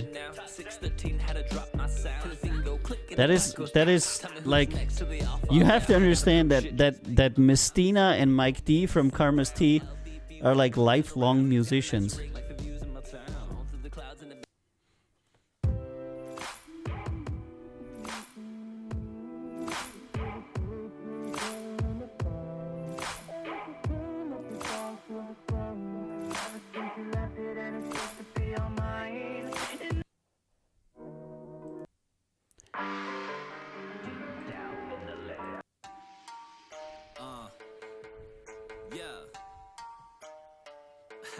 I'm gonna say no, but I'm gonna say something nice. Cool song. Production and beat flow is really cool, but the vocals are a bit monotone. Vary your vocal tonality.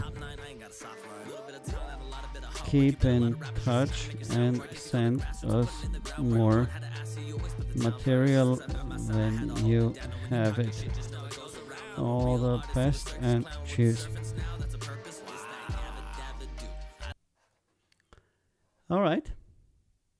I think that was it for today.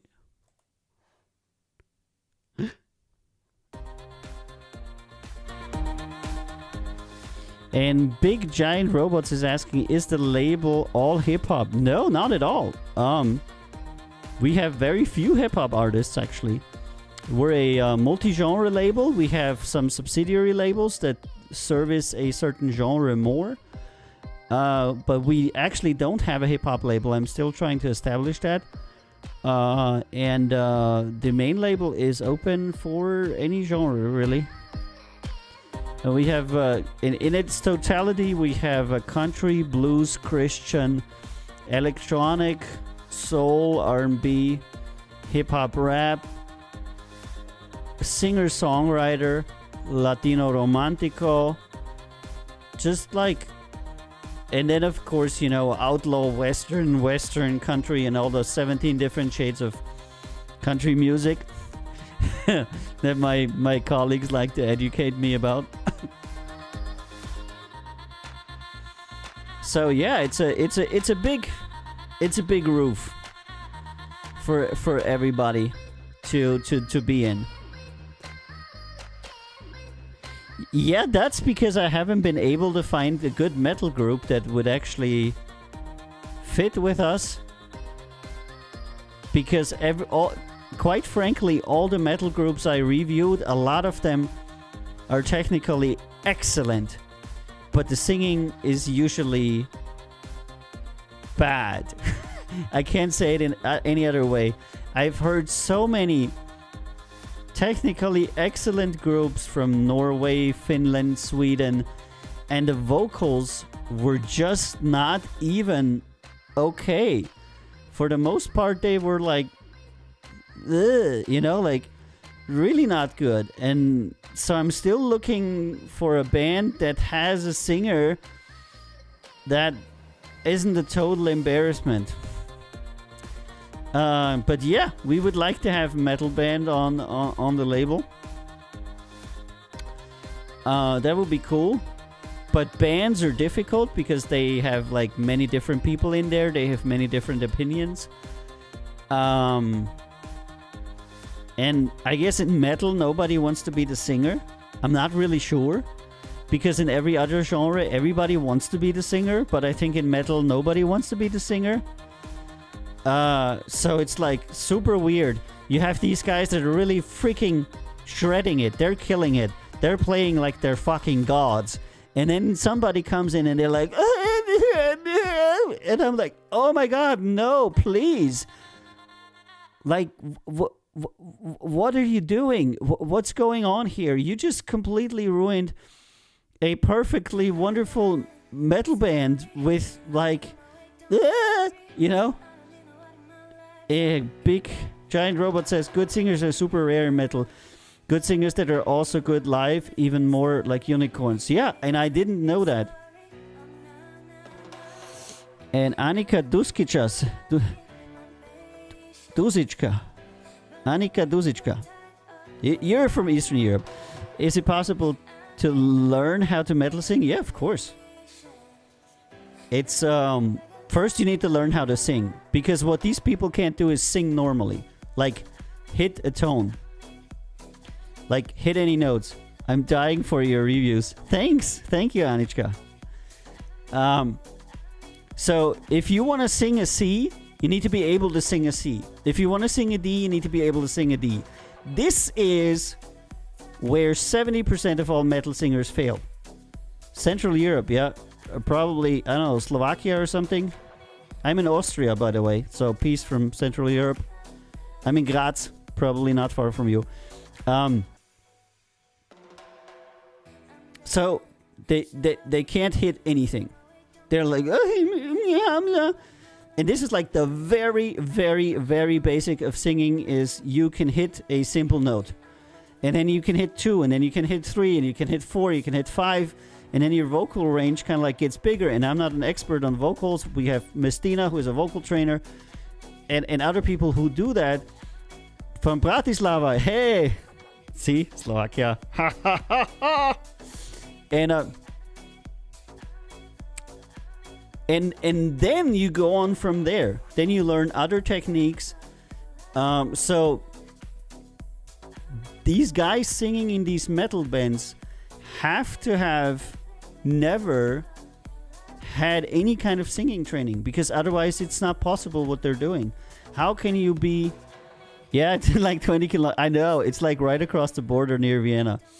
Just to the right of it. But I'm in Graz, so it's a little bit more of a drive. And they can just literally not hit anything. And that this is where the buck stops. So if they had even like a girl, you know, a trained girl metal singer, or a guy. So this is the problem that I'm having, because Big Giant Robots was asking, why didn't you have a metal band? That's the reason why. I have like literally 5 bands that are technically a 9. And I rarely give out a 9. Like rarely. 9 out of 10. Like shredding. Like 9 out of 10. Really good. And then singing at the very most a 6. 6, 6, 5, maybe 7. unusable. You cannot use anything that is like that. It needs to be a 8 or better, before, otherwise you can't put it on a track.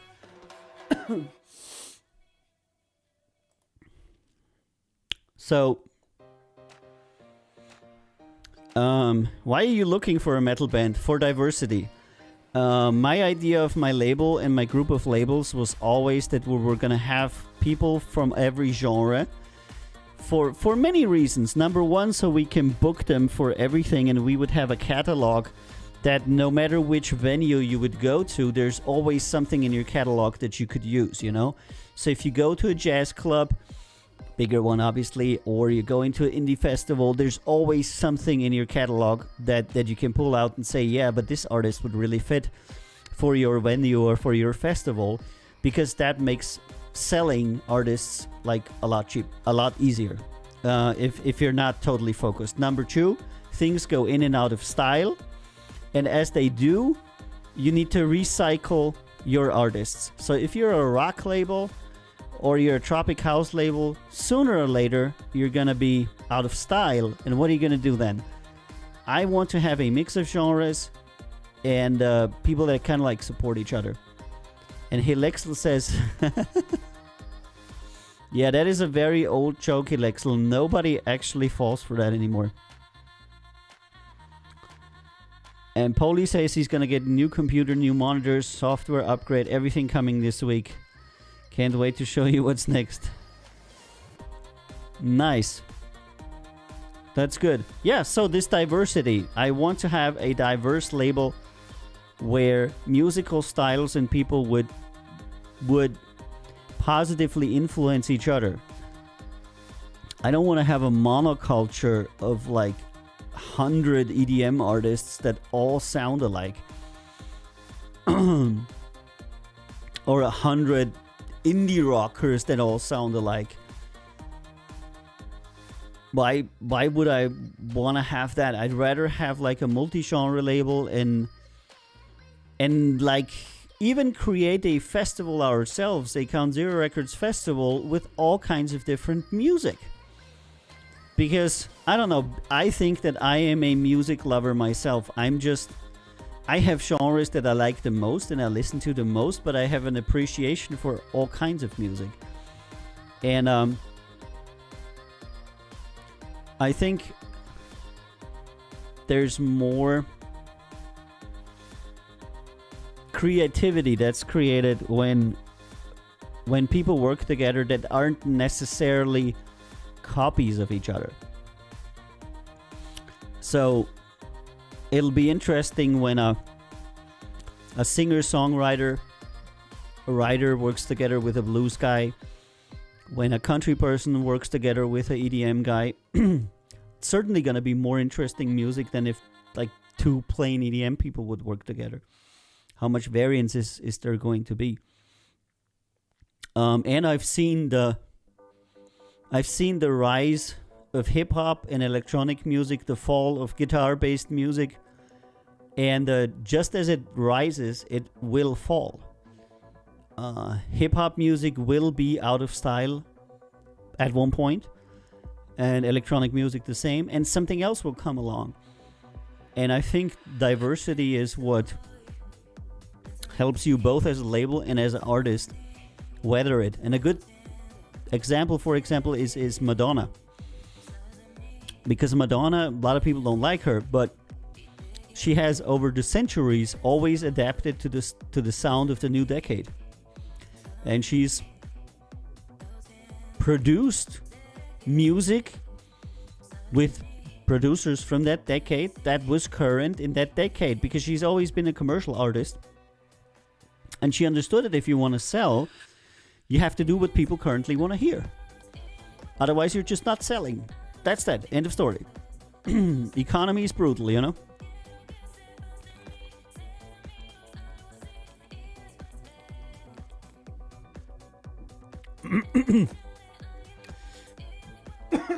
Yep.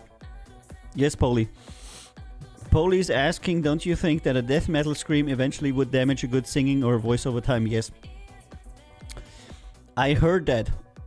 And I'm not speaking from experience here because I'm not a vocal trainer. I'm not a good vocalist. I know nothing. But I heard from metal singers that they said that growling damages your voice. Like permanently. And eventually you ruin your vocal cords doing it. So there is that, you know. But then again, that is not what we're looking for commercially anyway, you know. I think that would be too far off. Just some well-played metal, even melodic metal, well-played melodic metal with a fairly contemporary modern vocal. I would take that anytime. Would they be the most popular act on the label? Probably not, but I would support them because they can go to so many places. I know so many places that are still hard rock places, hard rock bars, hard rock festivals, you know, where you can go and you can play and you're probably not going to get into Billboard, you know, or something like that, but you'll have your niche. And Anichka says, like the Prodigy, they would still be on top if they didn't die. And remember, singing to me when I was 6. Yep. It didn't change my mind since age 6. So much music is forever. Yeah. I was also Prodigy fan. I was Rage Against the Machine fan, Prodigy, when it came out, you know. I can remember I copied Rage Against the Machine, had it on a cassette in the car. And a whole generation of people that were driving with me in my car listened to Rage Against the Machine for the first time in their lives in my car. And they're like, what is that music? And I said, it's Rage Against the Machine. And they're like, we have never heard that. That's really good, you know? And so in my little town where I grew up, like all of the Rage fans were people that were driving in the car with me at one point, you know? Because we were going to some kind of bar or festival or something. And I would play, you know, I'd play like Public Enemy, Rage Against the Machine, Prodigy, all kinds of rap music, you know, Ice-T. And people always appreciate the car rides with me because they always got to hear some new music, because I never liked the mainstream much, you know. Because that was always, I don't know. The mainstream is always like 30 years behind innovation. Once something arrives in the mainstream, it's no longer innovative. I mean, if you listen to all the rap music that's going now, there's like zero innovation. And people are always like, oh my god, Eminem is the best rapper and Kanye West is the best songwriter. And I'm thinking to myself, wow, you have no idea the amount of innovation that's going on in this kind of music with these people is minute. Those are like small, tiny increments of innovation, but they're nowhere near what people did when all of this started, you know. And the same in electronic music. They're like, oh my god, this and this guy is so great and he innovated so much. They're like, look, dude, Jean-Michel Jarre was a innovator in electronic music, you know, but not the guy who, you know, changed the C to a D. But then again, people don't know, you know. People forget. Those that don't know history are condemned to repeat it. Also. Rage was the first show I was allowed to go, says Polly. Yeah, that's good. Not alone, not with my parents. It was unworldly amazing to see the crowd sway. I'm pretty sure that was cool. That would have been very, very super. Alright, Anichka, greetings to Bratislava. Maybe one day I'm gonna play there too, or some of our artists. Big Giant Robots and everybody else on Reddit. Thanks guys so much for being on here. Thank everybody from Twitch and wherever you might be for being on Record Label Boss. I'm gonna go into my well-deserved weekend now. Please join me again on Monday at 2000 Central European Time. It's gonna be Record Label Boss again, because we stream every Monday, Wednesday, and Friday at 2000 CET with your boy Avio. It's Record Label Boss and lots of artists from around the world. I wish you all a happy and safe weekend. Please stay safe because we still have Corona. That's not a joke. One of our artists died on December the 19th. We will always remember Dr. Skendi. He was awesome. And this horrible sickness took him from us. So don't be stupid. Have a nice weekend.